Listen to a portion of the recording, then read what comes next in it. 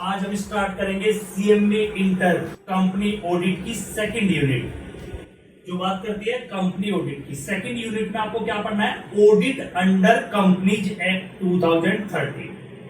तो सबसे पहले याद रखना, ये यूनिट इतनी इंपॉर्टेंट है आपके लिए। 30 मार्क्स की वेटेज है।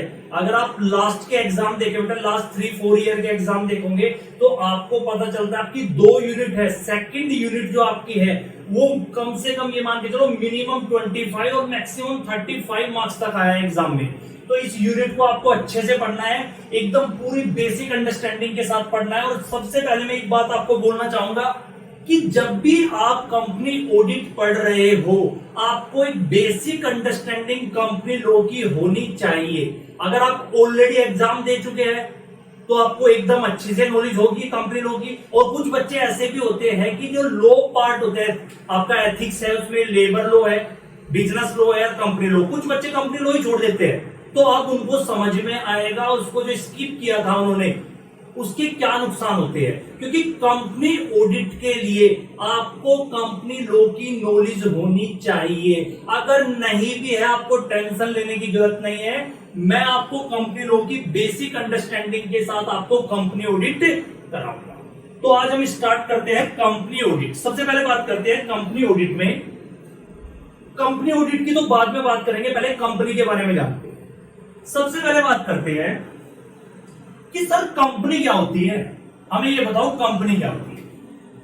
सबसे पहले बात करते हैं 2 क्लोज 20, जहां पे डिफाइन है कंपनी की डेफिनेशन। यानी कंपनी की डेफिनेशन डिफाइन है कंपनीज एक्ट 2013। सेक्शन कौन सा है? Section 2 close 20। उससे पहले कुछ और जानते हैं। सपोज कीजिए आप बिजनेस करना चाहते हो। आप क्या करना चाहते हो? बिजनेस करना चाहते हो। तो आपके पास क्या क्या ऑप्शन अवेलेबल है? आप भाई साहब सोल प्रोप्राइटरशिप बना सकते हो, आप पार्टनरशिप फर्म बना सकते हो, आप एचयूएफ बना के बिजनेस कर सकते हो, आप एलएलपी बना के बिजनेस कर सकते हो, और आप कंपनी बना के बिजनेस कर सकते हो। यानी कंपनी बना के भी आप क्या कर सकते हो? बिजनेस कर सकते हो। सबके अपने फायदे हैं। अगर आप कंपनी बना के बिजनेस करते हो तो उसके अपने फायदे हैं, पार्टनरशिप बना के करते हो उसके अपने फायदे, और सबके अपने नुकसान भी है। तो आप अपना बिजनेस को देखो, आप देखो बेटा आप क्या चाहते हो, किस तरीके का बिजनेस आप करना चाहते हो, किस फॉर्म में आप बिजनेस करना चाहते हो, तो वो आपको डिसाइड करना है। सपोज कीजिए आपने डिसाइड किया कि हमें कंपनी बनानी है, तो आपने कंपनी बनाई।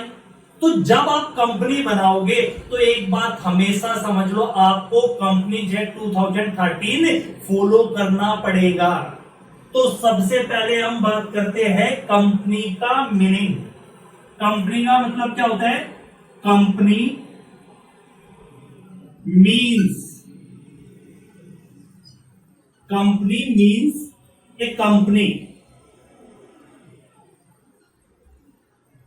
रजिस्टर्ड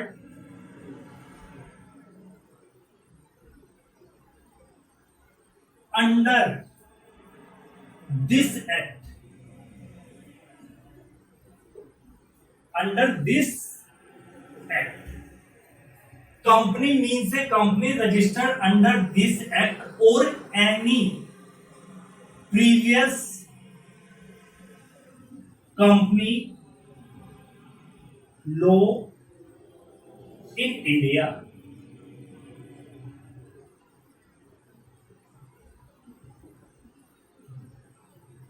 तो भाई कंपनी की जब आप डेफिनेशन पढ़ते हो उसका मतलब क्या है? Company means a company registered under this act. Sir ये दिस एक्ट क्या है? Companies act 2013। यानी अगर आज के टाइम पे 2020 में अगर आप सोच रहे हो कंपनी बनाने की, तो आपको कौन से एक्ट में रजिस्टर करानी पड़ेगी? हमारा नया एक्ट आया है कंपनीज एक्ट 2013, तो आपको रजिस्टर कराना पड़ेगा नए एक्ट कंपनीज एक्ट 2013। लेकिन सर नया एक्ट तो कंपनीज एक्ट 2013 में आया 2013 में, तो उससे पहले भी तो कंपनी होती थी। मैंने कब मना किया नहीं होती थी? कंपनियां होती थी। तो सर वो कहां पे रजिस्टर्ड होती थी? प्रीवियस कंपनी लॉ में। सर प्रीवियस कंपनी लॉ कौन सा था? वैसे तो बहुत सारे प्रीवियस कंपनी लॉ थे, लेकिन आफ्टर इंडिपेंडेंस जो हमारा कंपनी एक्ट था वो था 1956। तो चाहे आपकी कंपनी रजिस्टर्ड हो 1956 एक्ट में और चाहे आपकी कंपनी रजिस्टर्ड हो कंपनी एक्ट 2013, दोनों को ही क्या माना जाएगा? कंपनी माना जाएगा। सर अगला क्वेश्चन मेरा, सर जो पुरानी कंपनी है वो पुराने एक्ट में रजिस्टर्ड थी, क्या उसे पुराना एक्ट फॉलो करना पड़ेगा या नया एक्ट? नहीं बेटा, नया एक्ट फॉलो करना पड़ेगा पुरानी कंपनी को भी। यानी जो आपका 1956 था बेटा ये एक्ट, ये क्या हो चुका है? अबोलिश हो चुका है, खत्म हो चुका है। और इसकी जगह पे कौन सा एक्ट आ गया? Companies act 2013। यानी माना तो किसको भी जाएगा? जो पुराने एक्ट में रजिस्टर्ड है कंपनी उनको भी, और जो नए एक्ट में रजिस्टर्ड है उनको भी। लेकिन एक्ट कौन सा फॉलो करना पड़ेगा पुरानी कंपनी को भी? Companies act 2013। ये तो बात हुई सर कंपनी की, क्योंकि आपको पहले कंपनी की अंडरस्टैंडिंग होगी तभी तो कंपनी ऑडिट करोगे। ठीक है, आगे चलते हैं, आगे बात करते हैं। ये हमारी एक कंपनी ले लेते हैं बेटा,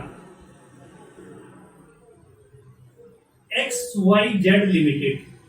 ये पब्लिक कंपनी है बेटा, प्राइवेट। जिसको बेटा जिसने इंटर में लॉ अच्छे से पढ़ा है उसे समझ में आ गया होगा। अगर प्राइवेट कंपनी होती है तो बाद में क्या लिखा होता है? Private limited. यहां पे क्या लिखा है? लिमिटेड। ये कौन सी कंपनी है? Public company. सपोज कीजिए XYZ लिमिटेड कंपनी है, तो इसमें कौन कौन होंगे?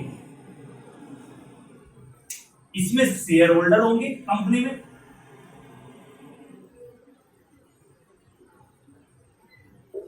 और कौन होंगे? Board of director. Board of director यानी कंपनी में वही कौन कौन होते हैं? शेयर होल्डर होते हैं और बोर्ड ऑफ डायरेक्टर होते हैं। सर शेयर होल्डर कौन होते हैं कंपनी के? भाई साहब ये होते हैं कंपनी के ओनर। और सर फिर बोर्ड ऑफ डायरेक्टर क्या करते हैं? ये होते हैं मैनेजमेंट। यानी किसी भी कंपनी की बात करो तो वहां पे आप कभी भी बंदा, बंदी, पार्टनर ये वर्ड यूज नहीं करने हैं। आपको कौन से वर्ड यूज करने हैं? तो आप मेंबर बोलो या शेयर होल्डर, दोनों में हल्का सा डिफरेंस होता है, बाद में डिस्कशन करेंगे। या कंपनी एक्ट में आपने पढ़ा होगा शेयर होल्डर मेंबर में क्या डिफरेंस होता है। यानी कंपनी में तो शेयर होल्डर होते हैं या board of director. Share holder होते हैं कंपनी के ओनर, मालिक। लेकिन ये बेचारे क्या है? बहुत सारे हैं, जैसे रिलायंस, इन्फोसिस, टाटा, ये इतनी सारी कंपनी है, इसमें लाखों करोड़ों शेयर होल्डर है। क्या इतने सारे लोग कंपनी चला सकते हैं? नहीं चला सकते, क्योंकि शेयर होल्डर क्या है? स्कैटर्ड, बिखरे हुए हैं, तो ये कंपनी नहीं चला सकते। तो इनके बिहाफ पे मैनेज कौन करते हैं? Board of director. यानी ओनर है शेयर होल्डर, कंपनी चला कौन रहे उनके बिहाफ पे? Board of director. अब भाई बोर्ड ऑफ डायरेक्टर कंपनी चला रहे हैं, बच्चों का अगला क्वेश्चन, क्या सर शेयर होल्डर मालिक है तो डायरेक्टर के पास कभी भी जाके पकड़ सकते हैं, उसका गला पकड़ के बोलेंगे हाँ बता भाई क्या कर रहा है? तो हम मालिक है, ओनर है हम कंपनी के, हमें बताओ तुमने आज क्या किया? रोज शेयर होल्डर जाके उनके सर पे चढ़ जाते हैं बेटा, पूछते हैं कि बताओ क्या किया आपने। ऐसा नहीं करेंगे। ये बात किसमें लिखी हुई है? कंपनी एक्ट में। कंपनी एक्ट क्या बोलता है? आप day to day share holder क्या करेंगे? डे टू डे इंटरफेयर नहीं करेंगे। आप ये नहीं बेटा डे टू डे जाके वहां पे क्या कर रहे हैं? इंटरफेयर कर रहे हो वहां पे। आपको हमने ऑप्शन दिया है, आप ओनर हो, आप कंपनी के ओनर हो, मानते हैं, लेकिन मैनेजमेंट को अपना काम करने दीजिए। उसके बाद अगर आपको कुछ प्रॉब्लम है या आप कंपनी के बारे में जानना चाहते हैं कि बोर्ड ऑफ डायरेक्टर अच्छे से काम कर भी रहे हैं नहीं, या हमारी कंपनी का फ्यूचर प्रोस्पेक्ट क्या है, ये जो मेरा इन्वेस्टमेंट कंपनी में है वो सेफ है या नहीं, शेयर होल्डर ये बात तो जानना चाहता है। तो ये बात जहां जानना चाहता है उसको एक प्लेटफॉर्म प्रोवाइड कराया गया शेयर होल्डर को, जिसको बोलते हैं जनरल मीटिंग। यानी शेयर होल्डर की क्या होती है भाई साहब? General meeting. शेयर होल्डर की क्या होती है? General meeting. और ये भी भाई साहब दो तरीके से हो सकती है, ईजीएम और एजीएम। ईजीएम कभी भी बुलाई जा सकती है, एजीएम साल में एक बार होगी।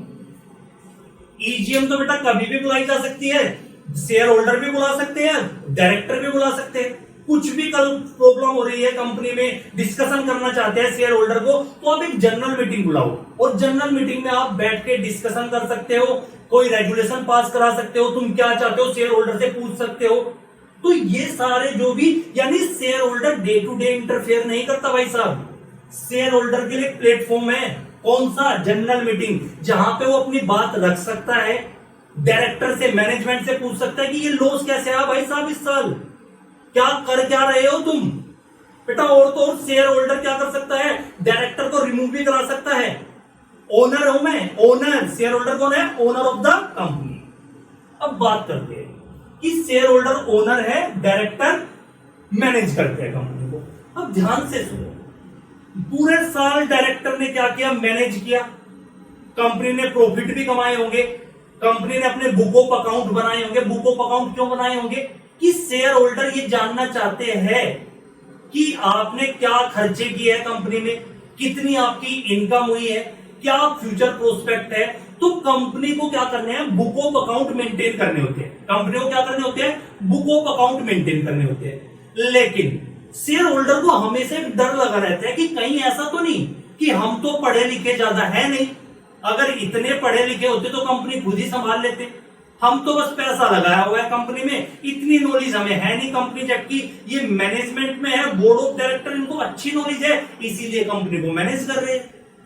तो कई बार शेयर होल्डर के दिमाग में डाउट आता है कि ये मैनेजमेंट जो काम कर रही है सही भी कर रही है। और मैनेजमेंट तो कभी तुम्हें सच बताएगी नहीं, मैनेजमेंट तो तुम्हें क्या बोलेगी, हाँ भाई इस देखो हमने इतना किया है, जानबूझ के बेटा अपनी बैलेंस शीट में मैनिपुलेट कर दिया, जानबूझ के वो क्या कर सकते थे बेटा, प्रॉफिट ज्यादा दिखा सकते थे। प्रॉफिट क्या दिखा सकते थे, ज्यादा। तो शेयर होल्डर को आप क्या कर सकते थे, एक्चुअल फाइनेंशियल पोजीशन दिखा ही नहीं रहे हो, आप उसको बेचारे को झूठ बोल देते हो कि ये देखो हमारी बैलेंस शीट, हमने ये किया वो किया। अब शेयर होल्डर के समझ में ही नहीं आता यार ये सच बोल रहे हैं झूठ। तो इस प्रॉब्लम को दूर करने के लिए एक कंसेप्ट आया ऑडिट एंड ऑडिटर का। कौन सा कंसेप्ट आया, ऑडिट और ऑडिटर। ऑडिट कौन करेगा, ऑडिटर। ये इंडिपेंडेंट पर्सन है बेटा, ये बायस नहीं होगा, ये कौन है, इंडिपेंडेंट, यानी इंडिपेंडेंट है ये। ऑडिटर इंडिपेंडेंट पर्सन है, ये कोई बायस नहीं होता, ये ऑडिटर है। ये क्या करेगा, ऑडिटर क्या करेगा, ऑडिट करेगा। ऑडिटर क्या करेगा, ऑडिट। कंपनी ने तो अपने बुक ऑफ अकाउंट अपने हिसाब से सब कुछ बनाया है, ये ऑडिटर आएगा, ऑडिट करेगा। ऑडिट में क्या करेगा, एग्जामिनेशन करेगा, ठीक है, या मैं इसी को बोल दूं बेटा वेरिफिकेशन करेगा, या मैं कहूं स्क्रूटनी करेगा।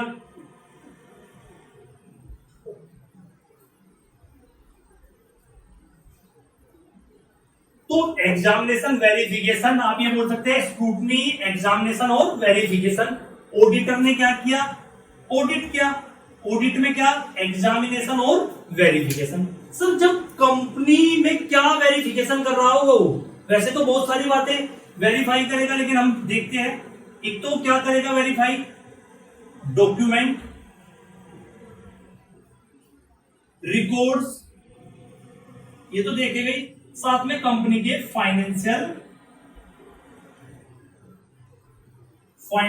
स्टेटमेंट। भाई ऑडिटर ने क्या किया, ऑडिट किया। किस चीज का ऑडिट किया, यानी ऑडिट का मतलब क्या होता है, एग्जामिनेशन, वेरिफिकेशन, स्क्रूटनी। किस चीज की, कंपनी के सारे डॉक्यूमेंट देखेगा, रिकॉर्ड देखेगा, फाइनेंशियल स्टेटमेंट देखेगा। उसको चेक करने के बाद, एग्जामिन करने के बाद वो अपना क्या बनाएगा, एक ओपिनियन। वो क्या बनाएगा, अपना एक ओपिनियन। कौन बना रहा है, ऑडिटर अपना ओपिनियन बनाएगा। उसमें वो सारी चीजें चेक करेगा। एग्जामिनेशन करने के बाद उसके दिमाग में क्या आएगा, भाई वो देखने के बाद देखेगा कि कहीं पे यहां पे एरर तो नहीं है, कुछ कोई फ्रॉड तो नहीं हुआ है, या वाकई एक्चुअल में जो ये बातें बुक ऑफ अकाउंट है, ये सब कुछ बने हैं, true and fair view show कर रहे हैं, सब कुछ सही है। तो उसे अपना ओपिनियन बनाना है जो भी उसने एग्जामिन किया, और उसके बाद वो क्या करेगा, अपनी एक ऑडिट रिपोर्ट बनाएगा। ऑडिट रिपोर्ट बनाएगा। चलो साहब ऑडिट रिपोर्ट बनाई, ऑडिट रिपोर्ट पे साइन भी करेगा। ऐसे नहीं बेटा, उसकी लायबिलिटी तो रहेगी ना, तुमने साइन करके दिया है, ठीक है। तो ऑडिट रिपोर्ट पे क्या करेगा, साइन करेगा। उसके बाद ये ऑडिट रिपोर्ट किसके पास जाएगी, ये ऑडिट रिपोर्ट जाएगी शेयर होल्डर के पास। ऑडिट रिपोर्ट कहां पे जाएगी, शेयर होल्डर के पास, एजीएम में, एनुअल जनरल मीटिंग में ऑडिट रिपोर्ट रखी जाएगी।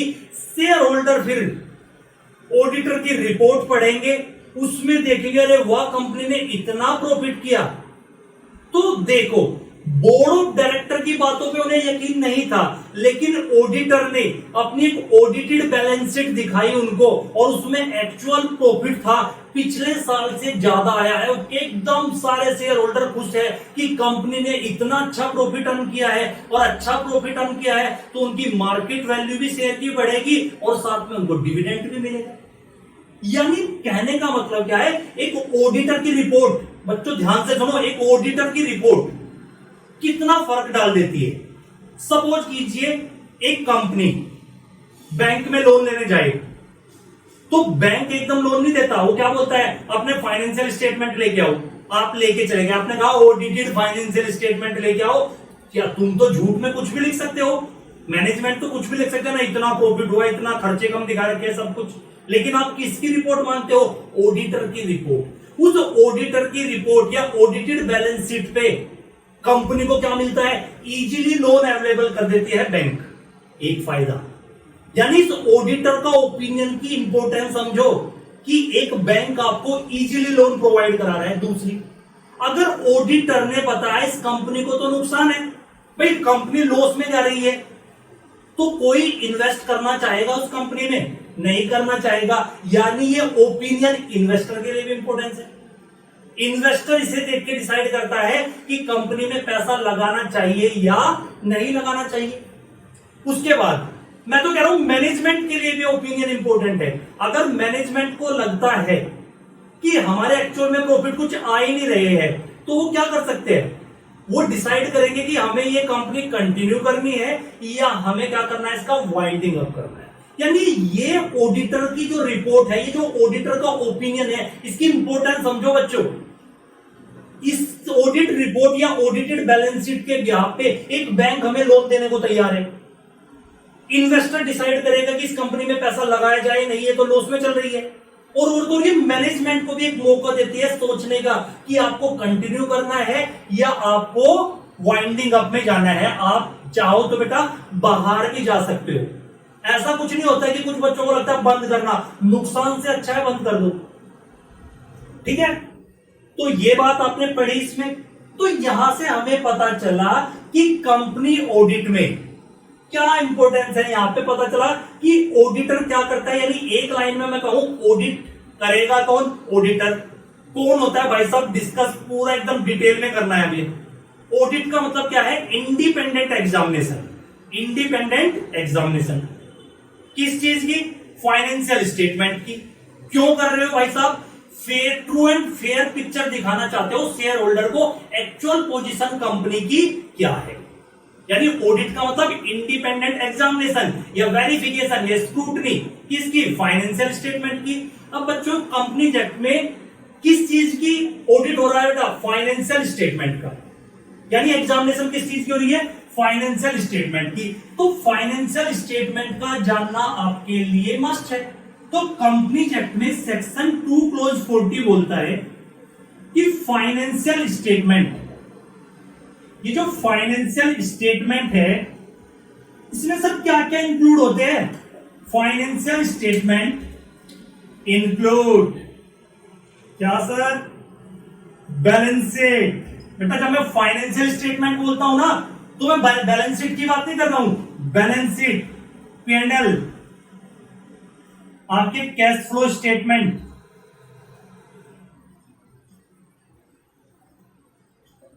चेंज इन इक्विटी,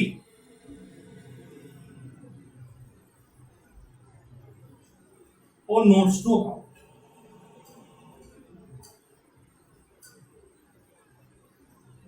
तो ऑडिट में क्या, कंपनी ऑडिट में क्या हो रहा है, कंपनी का एग्जामिनेशन हो रही है किस चीज की, फाइनेंशियल स्टेटमेंट की।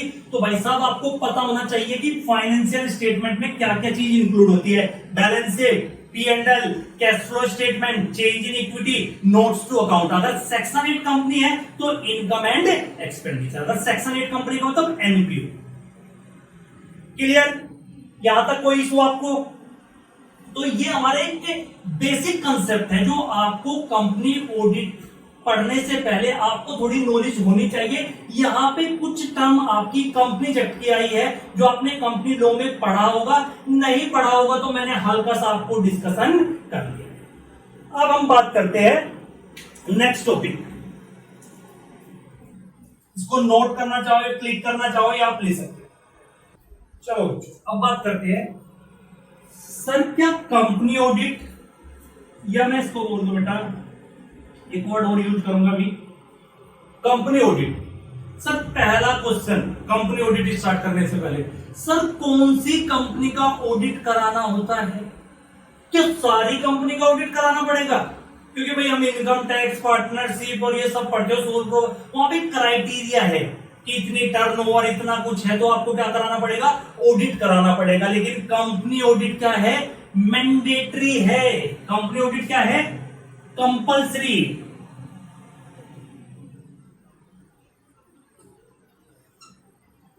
कंपल्सरी हर कंपनी को, चाहे कोई सी भी कंपनी हो। कौन सी कंपनी सर? एक बार बताना हमें कौन कौन सी कंपनी को ऑडिट कराना। मैं कह रहा हूं चाहे आपकी लिस्टेड कंपनी हो, मैं कह रहा हूं अनलिस्टेड कंपनी हो, और बात करते हैं प्राइवेट कंपनी, पब्लिक कंपनी, ठीक है, और किसकी? Section 8 company, government company, non government company.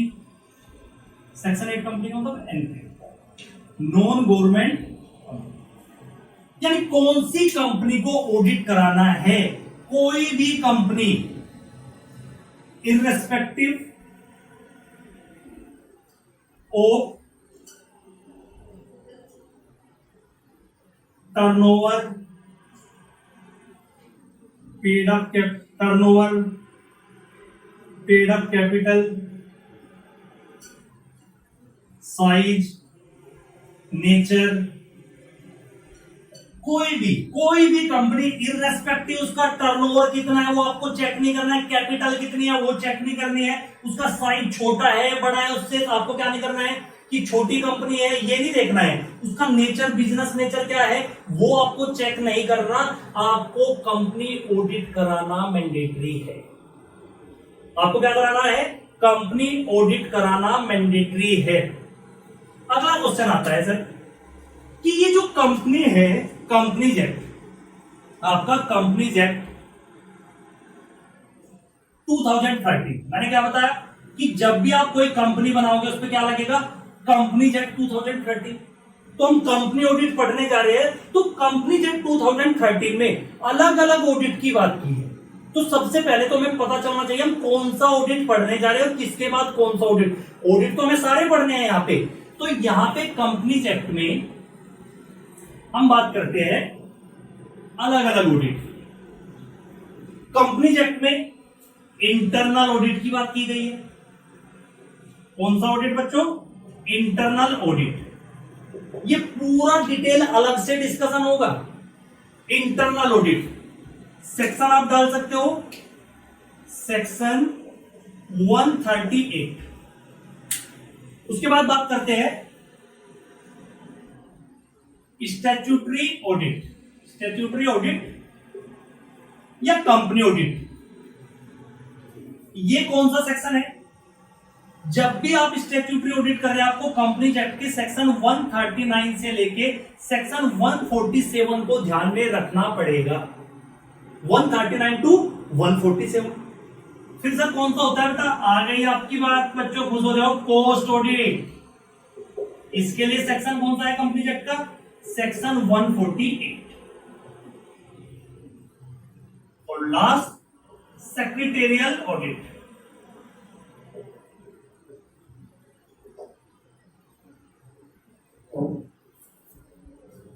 इसका सेक्शन है। तो ध्यान से सुनो, कंपनीज एक्ट में 138 किसकी बात करता है? Internal audit. और 139 टू 147 किसकी बात होती है? Statutory audit. 148 बात करता है कोस्ट ऑडिट की, और सेक्रेटेरियल ऑडिट की बात करता है सेक्शन 204। तो अभी जो 2, 3, 4 क्लास जो भी चलेगी, हमारा पूरा फोकस कौन से उस पे है? Statutory audit. ये यहां पे हम बात कर रहे हैं कंपनी ऑडिट। यहां पे याद रखना हम किसकी बात कर रहे हैं? Company audit. तो पूरा डिस्कशन मेरा अभी इंटरनल ऑडिट नहीं है। इंटरनल ऑडिट की एक अलग से क्लास चलेगी, कोस्ट ऑडिट की अलग से क्लास होगी, सेक्रेटेरियल ऑडिट की अलग से क्लास होगी। अभी जो मेरा फोकस रहेगा, जो हमें कंपनी ऑडिट में क्या फोकस करना है, 5 या 6 क्लास जो मेरी होगी, वो आपको सिर्फ स्टैट्यूटरी ऑडिट या मैं कंपनी ऑडिट पे बात कर रहा हूं। स्टैट्यूटरी ऑडिट की बात हो रही होगी। तो उससे पहले बात करते हैं, सर क्या हर कंपनी को इंटरनल ऑडिट कराना होता है? एक बेसिक अंडरस्टैंडिंग दे देता हूं। हर कंपनी को नहीं, only such class of company, such class of companies. क्या सारी कंपनी को इंटरनल ऑडिट कराना है? नहीं भाई साहब, बिल्कुल याद रखना, only such class of company. Every company को बोले नहीं। Statutory audit every company.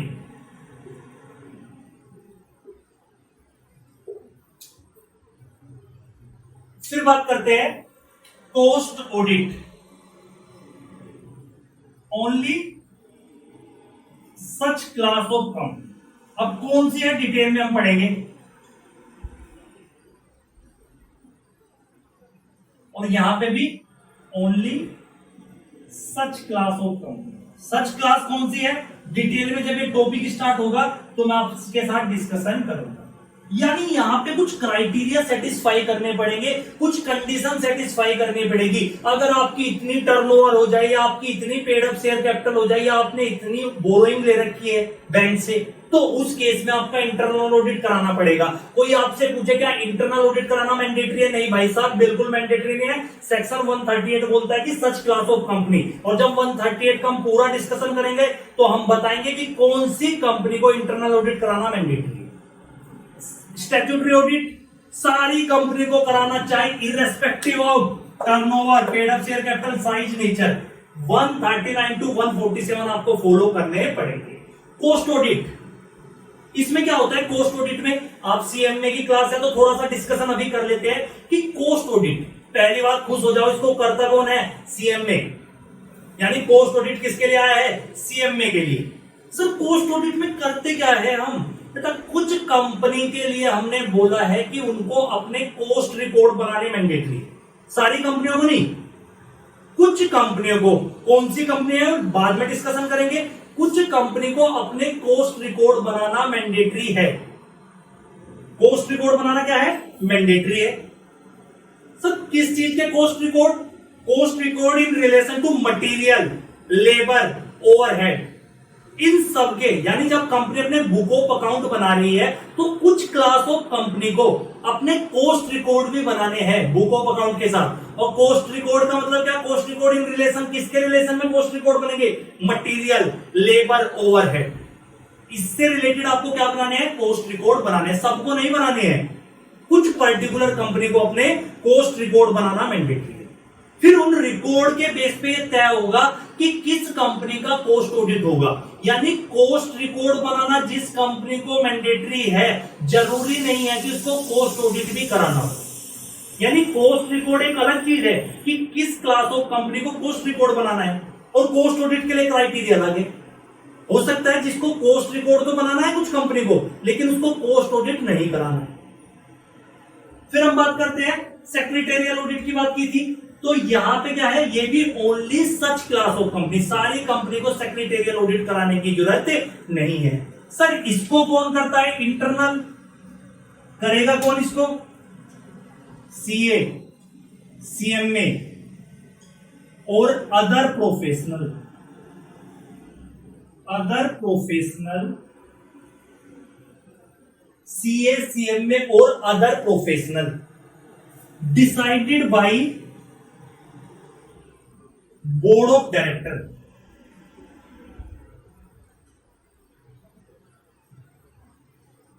ये लो जी भाई, इंटरनल ऑडिट सीए भी कर सकता है, सीएमए भी कर सकता है, अदर प्रोफेशनल अपने आप में एक वाइडर टर्म यूज की लॉ मेकर ने, अदर प्रोफेशनल। इसमें आप सीएम सीएस को भी ले सकते हो, इसमें आप कोई एमबीए फाइनेंस की बात कर सकते हैं। तो लॉ मेकर ने यहां पे देखा जाए, समझ नहीं आता कि किसको इसमें अदर प्रोफेशनल का स्कोप भी बढ़ा दिया, यानी इंटरनल ऑडिट सीए भी कर सकता है, सीएमए भी कर सकता है, सीएस अदर प्रोफेशनल में सीएस आ जाएगा, एमबीए फाइनेंस अदर प्रोफेशनल बोला है, किसी का नाम मेंशन नहीं किया है। लेकिन अदर प्रोफेशनल भी कौन डिसाइड करेगा? बोर्ड ऑफ डायरेक्टर, यानी कंपनी के जो बोर्ड ऑफ डायरेक्टर है वो डिसाइड करेगा अदर प्रोफेशनल कौन। उसके बाद यहां पे स्टैट्यूटरी ऑडिट, बेटा ये तो दिमाग में बैठा लो, इसको कौन करेगा भाई साहब? CA chartered accountant. इसको कौन करेगा? स्टैट्यूटरी ऑडिट की जब भी बात करूंगा मैं ये स्टैट्यूटरी ऑडिटर बोलूंगा तो समझ जाना मैं किसकी बात कर रहा हूं, चार्टर्ड अकाउंटेंट। बाकी सीएस सीएम में दूर रहना बेटा। यहां पे स्टैट्यूटरी ऑडिट कौन करेगा? CA chartered accountant. कौन होता है क्या सब डिटेल में पढ़ने वाले हैं, अभी बस ब्रीफ करो इसको हल्का सा। स्टैट्यूटरी ऑडिट कौन करेगा? CA. Cost audit, cost audit कौन करेगा? ये करेगा भाई साहब सीएमए। और ये कौन करेगा? सीएस साहब करेंगे इसको।